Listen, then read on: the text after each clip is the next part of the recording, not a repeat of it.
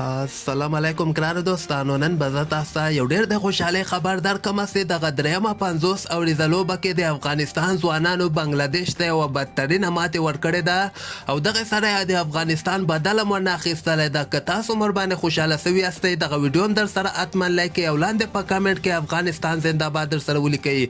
زه به تاسو ته وایم چې په دغه لوبه کې بنګلادیش اول بیټینګ در سره کړی و. په 50 اورو کې 193 رنزه ټارګټ افغانستان ته ورکړی و. که موږ د افغانستان بولران وګورو، فضل حق فاروقي یو لوبغاړی اوټ کړی، عظمت الله عمرزیم یو لوبغاړی اوټ کړی ده.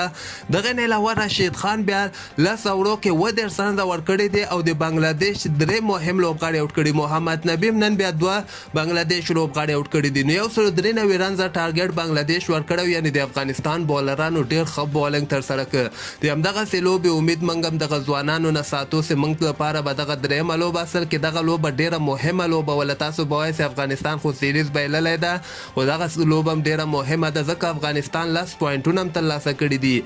بل طرف ته که د افغانستان بیټسمنانو ته موږ وګورو، ډیر ښه سټارټ د افغانستان دوه اوپنرانو ګوربز او ریاض حسن اخیستلی و.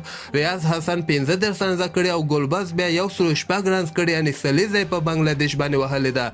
رحمت شاه ډیر ښه بیټینګ تر سره کړی، 40 مهم رنزونه کړي دي او حشمت الله شهیدي بیا 2 رنزه کړي دي.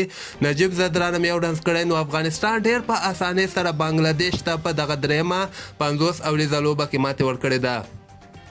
افغانستان په 140م اور کې دغه ټارګټ پوره کړ، په 2 وکټو باندې دغه درېیمه لوبه وګټله او دغه سره افغانستان 10 مهم پوینټونه هم ترلاسه کړي دي.